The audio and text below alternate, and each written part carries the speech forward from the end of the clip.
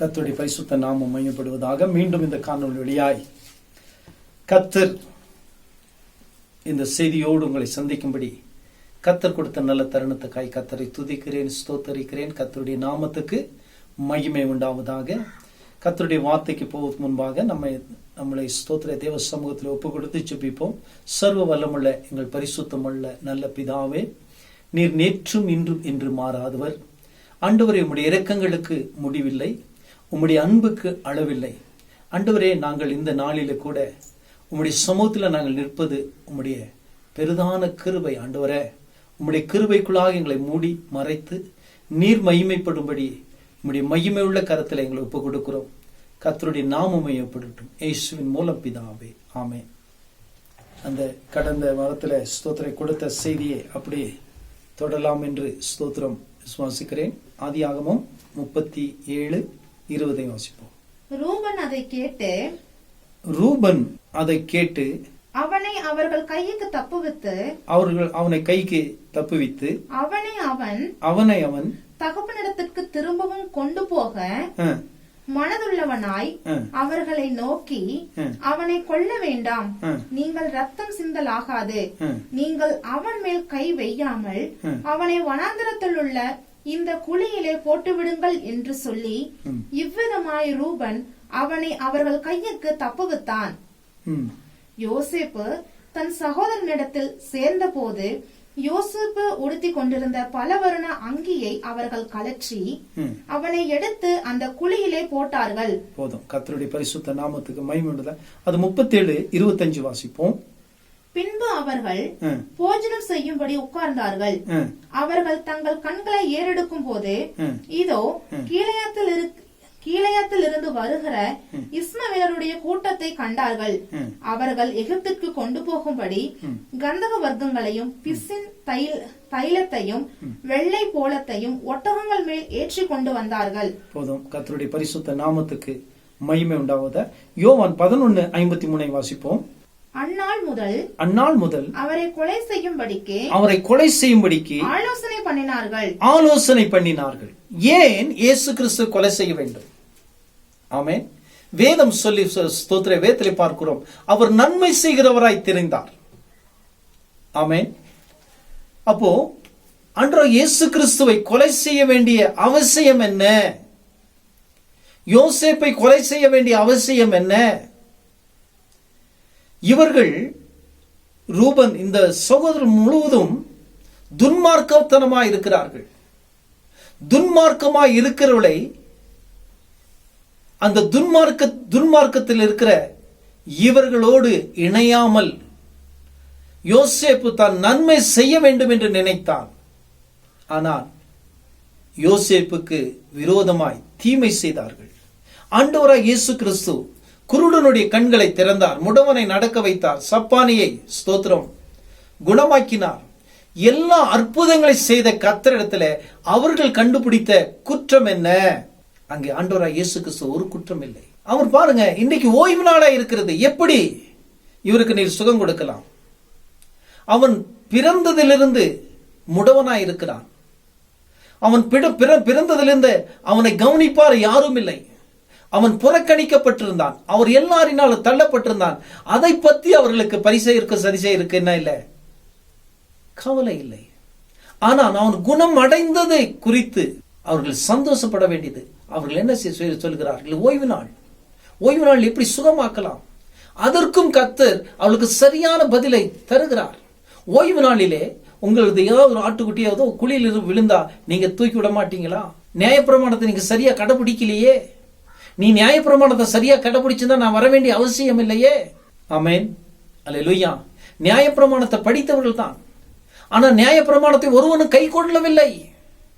கை கொள்ளாதபடியால் தன்னுடைய சொந்த குமாரன் என்று பாராமல் இவன் என் நேச குமாரன், இவன் மேல் பிரியமா இருக்கிறேன் என்று சொன்ன கர்த்தர் இவர்களுக்காக பலியாக போகிறார் என்பதை அவர்கள் உணரவில்லை. ஆமென், அல்லேலூயா. இவர் செய்த அற்புதங்களை கண்டு இவர்கள் என்ன சொல்ல, இயேசு எப்படியாவது என்ன செய்யணும்? கொலை செய்ய வேண்டும். ஏன்? பிசாசுக்கு தெரியும்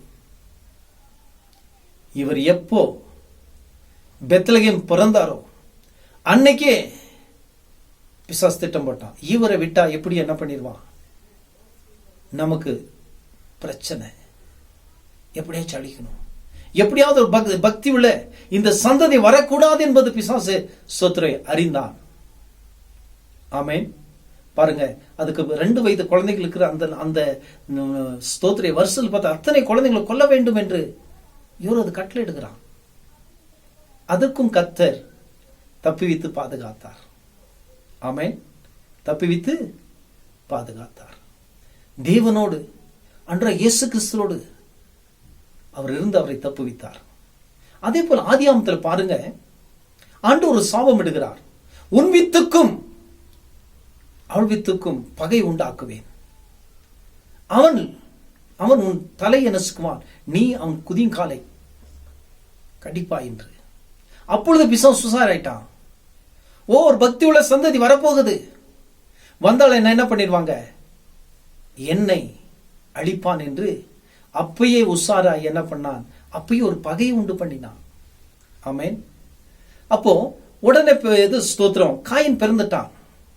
ஓ, இவன் தான் என்ன அழிக்க போகிறான் அன்று சொன்னார்ல, இது இல்ல, உன் வித்துக்கும் அவள் வித்துக்கும் பகை உண்டாக்குவேன். இவன் தலை நசுங்குவானா எதிர்பார்த்துட்டு இருந்தான். அடுத்து பாத்தீங்கன்னா ஸ்தோத்திரம் ஆபேல். அப்ப ஆபேல் போனோடனே பிசாசு ஒரே கன்ஃபியூஷன். ஆபேல் என்னை கொல்லுவானா, காயின் என்னை கொல்லுவானா? இதேதான் அவனுக்கு போராட்டமா இருந்தது.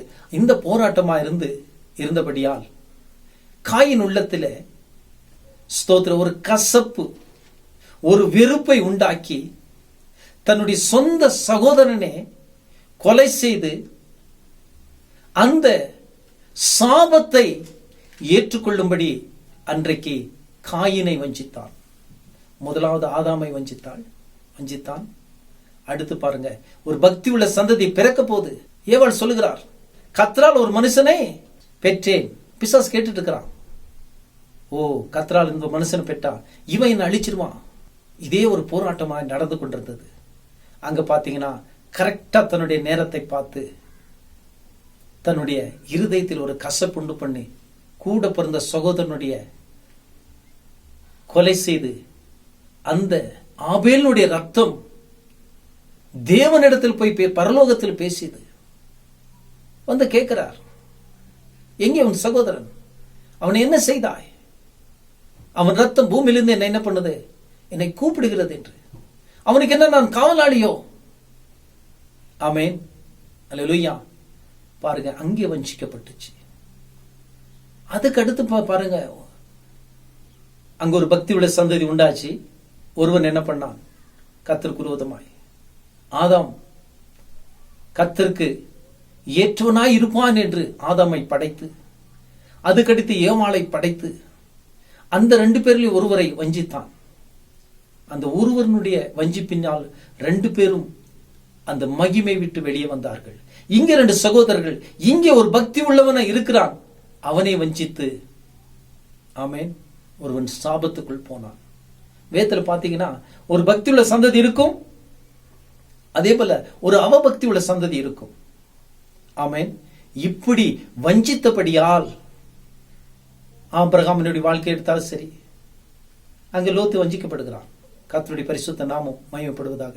அடுத்து பாத்தீங்கன்னா நோவானுடைய பிள்ளைகளில் ஒருவன் வஞ்சிக்கப்படுகிறார். அடுத்து பாத்தீங்கன்னா ஈசா யாக்கோபு, அங்கே ஈசாக்கு வஞ்சிக்கப்படுகிறான். அப்படியே இந்த சந்ததி பாருங்க, இப்படியே வந்தபடியால் என் ஆண்டவரை இயேசு கிறிஸ்து தன்னுடைய சொந்த குமாரன் என்று பாராமல் அவரே பலியாகும்படி ஆமென் அவர் வந்தார். இந்த எல்லா சந்ததி, எல்லா ஜெனரேஷன், ஆதாமிலிருந்து இயேசு கிறிஸ்து வரைக்கும் நீங்க பாத்தீங்கன்னா ஒருத்தன் வஞ்சிக்கப்படுகிறார். ஒரு 2 ராஜாக்களை என்ன பண்றார், முதல் சவுலை ஏற்படுத்தினார், அவன் முடிஞ்சு போச்சு, சாப்பிட்டார். அடுத்து தாவீது, அதுக்கடுத்த தாவீதினுடைய குமாரன் எழும்புறாங்க, அப்சலோம் தாவீதுக்கு விரோதமாய். மீண்டும் பாருங்க சாலமோன் தன்னுடைய கடைசி காலத்தில் அவனு விழுகிறான். அடுத்தடுத்த அவனுடைய சந்ததி பார்த்தீங்கன்னா இப்படியே பாவம் செய்து செய்து செய்து செய்து தேவ மகிமை இழந்தார்கள். அதின் நிமித்தம் தேவன் ஒரு பக்தியுள்ள சந்ததி இந்த பூமியில எழும்ப வேண்டும் என்று ஆண்டவராக இயேசு கிறிஸ்துவை ஸ்தோத்திரம் உலகத்தின் பாவத்தை சுமக்கும்படி என் ஆண்டவராக இயேசு கிறிஸ்து வந்தார். இப்போ அங்கே என்ன நடந்ததோ அதுதான் இங்கே யோவான் 11:53 வாசிப்போம். அந்நாள் முதல் அவரை கொலை செய்யும்படிக்கு ஆலோசனை. எதுக்கப்ப கொலை பண்ற? உலகத்தின் ரட்சகர் ஏசாயா தீர்க்கதரிசி சொல்லப்பட்ட மேசியா, ஆதியாகமத்தில் சொல்லப்பட்ட தேவன். அப்ப பாருங்க, அவர் நீதி நியாயத்தை நிறைவேற்ற வந்தார். ஸ்தோத்திரம், கர்த்தருடைய பரிசுத்த நாமம் மகிமைப்படுவதாக. மத்தேயு 2:14-15 வாசிப்போம்.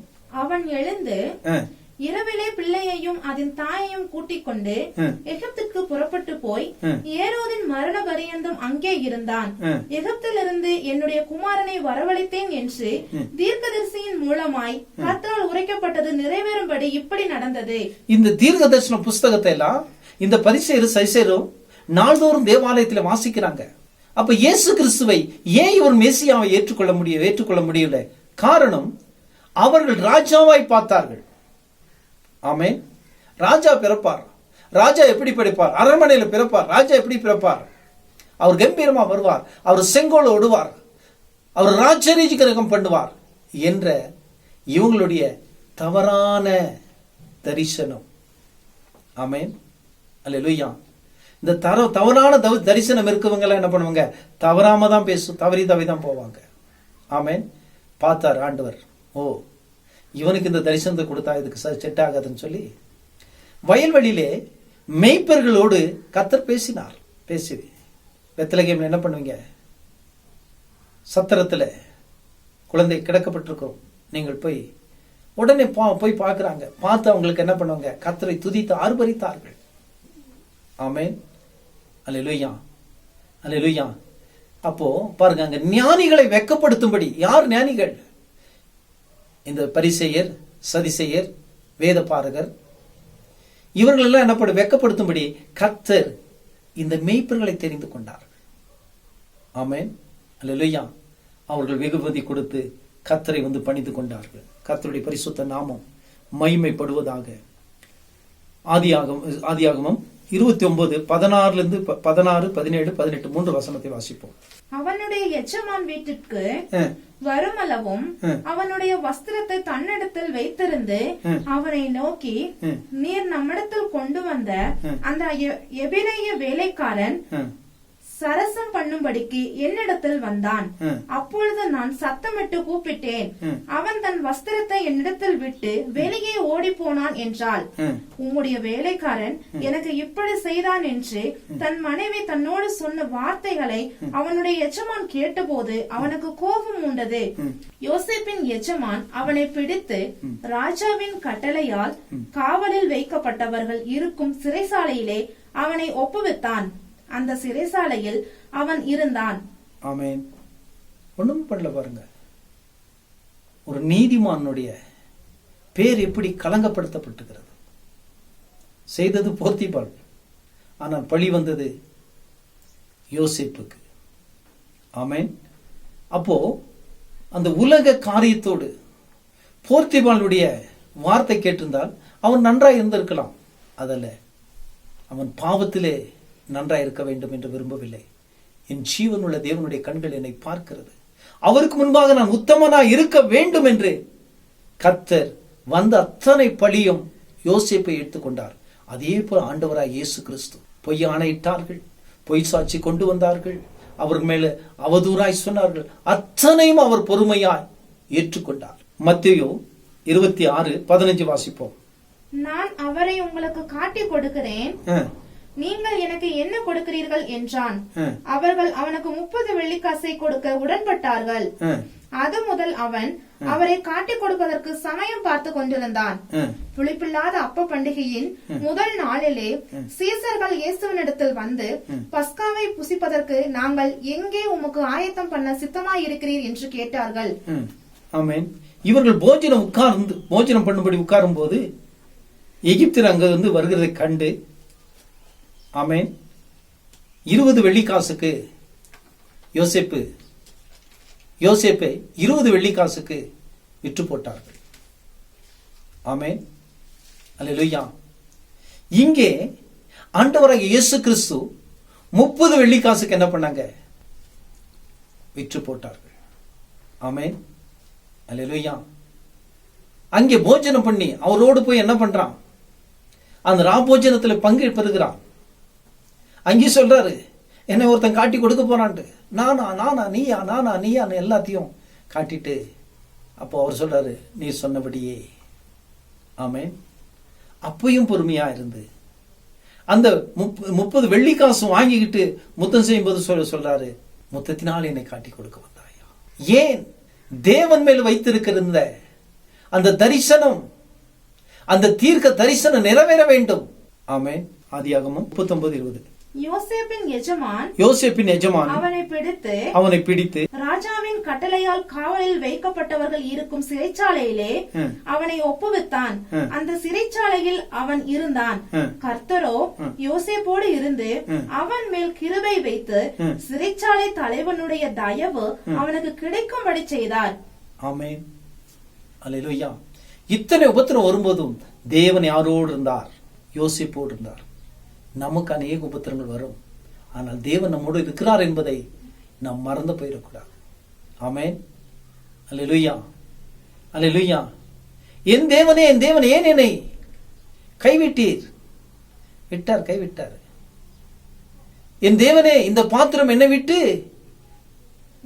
நீங்க கடவுது, அது உங்களுடைய சித்தத்தின்படி.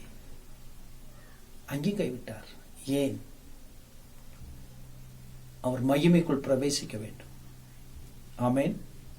சில நேரத்தில் நம்முடைய ஜெபத்துக்கு பதில் வராம இருக்கலாம். அந்த காரணம் நமக்கு பெரிய ஒரு ப்ரமோஷன் கர்த்தர் வைத்திருக்கிறார். பாருங்க, மத்தேயு 26 அதனுடைய 59-60 வாசிப்போம். பிரதான ஆசாரியரும் மூப்பரும் சங்கத்தார் யாவரும் இயேசுவை கொலை செய்யும்படி அவருக்கு விரோதமாய் பொய் சாட்சி தேடினார்கள். ஒருவரும் அகப்படவில்லை. அநேகர் வந்து பொய் சாட்சி சொல்லியும் அவர்கள் சாட்சி ஒவ்வவில்லை. கடைசியிலே 2 பொய் சாட்சிகள் வந்து தேவனுடைய ஆலயத்தை இடித்து போடவும் 3 நாளைக்குள்ளே அதை கட்டவும் என்னால் ஆகும் என்று இவன் சொன்னான் என்றார்கள். அப்பொழுது பிரதான ஆசாரியன் எழுந்திருந்து அவரை நோக்கி, இவர்கள் உமக்கு விரோதமாய் சாட்சி சொல்லுகிறதை குறித்து நீ ஒன்றும் சொல்கிறது இல்லையா என்றான். இயேசுவோ பேசாமல் இருந்தார். அப்பொழுது பிரதான ஆசாரியன் அவரை நோக்கி, நீ தேவனுடைய குமாரனாகிய கிறிஸ்துதானா? அதை எங்களுக்கு சொல்லும்படி ஜீவனுள்ள தேவன் பேரில் உன்னை ஆணையிட்டு கேட்கிறேன் என்றான். அதற்கு இயேசு, நீர் சொன்னபடிதான், அன்றியும் மனுஷகுமாரன் சர்வ வல்லவருடைய வலது பரிசத்தில் வீற்றிருப்பதையும் வானத்தின் மேகங்கள் மேல் வருகிறதையும் இது முதல் காண்பீர்கள் என்று உங்களுக்கு சொல்லுகிறேன் என்றார். ஆமென். அவருடைய காரியத்தில் அவர் கரெக்டா இருந்தார். அவர் அந்த குந்தக்கு பிசக்கல. ஆமென், அல்லேலூயா. பொய் சாட்சிகளை ஜோடிச்சாச்சு, எல்லாம் ஓகே, ரெடி பண்ணியாச்சு. அல்லேலூயா. அதனுடைய மத்தேயு 27:2 வாசிப்போம். அவரை கட்டி கொண்டு போய் தேசாதிபதியாகிய பொந்து பிலாத்துவினிடத்தில் ஒப்பு கொடுத்தார்கள். அப்பொழுது அவரை காட்டி கொடுத்த யூதாஸ் அவர் மரண ஆக்கினைக்குள்ளாக தீர்க்கப்படுவதை கண்டு மனஸ்தாபப்பட்டு அந்த 30 வெள்ளிக்காசை பிரதான ஆசாரியனிடத்திற்கும் மூப்பரிடத்திற்கும் திரும்ப கொண்டு வந்து, குற்றமில்லாத ரத்தத்தை நான் காட்டி கொடுத்ததினால் பாவம் செய்தேன் என்றான். அதற்கு அவர்கள், எங்களுக்கு என்ன, அது உன்பாடு என்றார்கள். அப்பொழுது அவன் அந்த வெள்ளிக்காசை தேவாலயத்திலே எறிந்துவிட்டு புறப்பட்டு போய் நாற்று கொண்டு செத்தான். ஆமென். அவர் மரிக்கவே இல்லை. அவர் உண்மை உள்ளவர், அவர் நீதிபரர் என்று யார் காட்டி கொடுத்தானோ அவனே ஸ்டேட்மெண்ட் கொடுத்துட்டான். ஆமென், அல்லேலூயா. கர்த்தருடைய பரிசுத்த நாமம் மகிமைப்படுவதாக. அது 40ஆம் அதிகாரம், ஆதியாகமம் 40:2-3 வாசிப்போம்.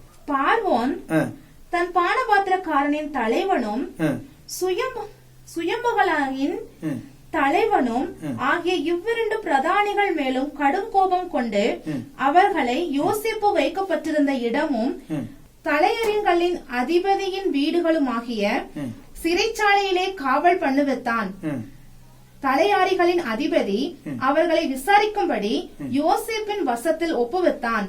அவன் அவர்களை விசாரித்து வந்தான். அவர்கள் அநேக நாள் காவலில் இருந்தார்கள்.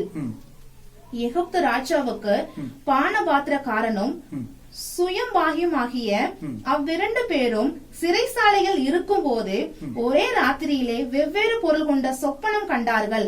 காலமே யோசேப்பு அவரிடத்தில் போய் அவர்களை பார்க்கும் போது அவர்கள் கலங்கி இருந்தார்கள். அப்பொழுது அவன் தன் எஜமானுடைய வீட்டில் தன்னோடு காவல் பண்ணப்பட்டிருந்த பார்வோனுடைய பிரதானிகளை நோக்கி, உங்கள் முகங்கள் இன்று துக்கமாயிருக்கிறது என்ன என்று கேட்டான். அதற்கு அவர்கள், சொப்பனம் கண்டோம், அதற்கு அர்த்தம் சொல்லுகிறவன் ஒருவனும் இல்லை என்றார்கள். அதற்கு யோசேப்பு, சொப்பனத்திற்கு அர்த்தம் சொல்லுதல் தேவனுக்குரியது அல்லவா? அவைகளை என்னிடத்தில் சொல்லுங்கள் என்றான். அப்பொழுது பானபாத்திரக்காரனின் தலைவன் யோசேப்பை நோக்கி, என் சொப்பனத்திலே ஒரு திராட்சை செடி எனக்கு முன்பாக இருக்க கண்டேன். அந்த திராட்சை செடியிலே 3 கொடிகள் இருந்தது. அது துளிர்க்கிறதா இருந்தது. அதில் பூக்கள் மலர்ந்திருந்தது. அதன் குலைகள் பழுத்த பழங்களாய் இருந்தது. பார்வோனுடைய பாத்திரம் என் கையிலே இருந்தது. நான் அந்த பழங்களை பறித்து அவைகளை பார்வோனுடைய பாத்திரத்தில் பிளந்து அதை பாத்திரத்தை பார்வோனுடைய கையிலே கொடுத்தேன் என்று தன் சொப்பனத்தை சொன்னான். அதற்கு யோசேப்பு, அந்த 3 கொடிகளும் 3 நாளாம். 3 நாளைக்குள்ளே பார்வோன் உன் தலையை உயர்த்தி உன்னை மறுபடியும் உன் நிலையிலே நிறுத்துவார். உன்னை அவருக்கு பானம் கொடுத்து வந்த வழக்கத்தின்படி பார்வோனின் பாத்திரத்தை அவர் கையிலே கொடுப்பாய். இதுதான் அந்த அர்த்தம் என்று சொன்னதும் அன்றி, நீ வாழ்வடைந்து இருக்கும் போது என்னை நினைத்து என் மேல் தயவு வைத்து என் காரியத்தை பார்வோனுக்கு அறிவித்து இந்த இடத்திலிருந்து என்னை விடுதலையாக்க வேண்டும். ஆமென். கர்த்தருடைய பரிசுத்த நாமம் மகிமைப்படுவதாக.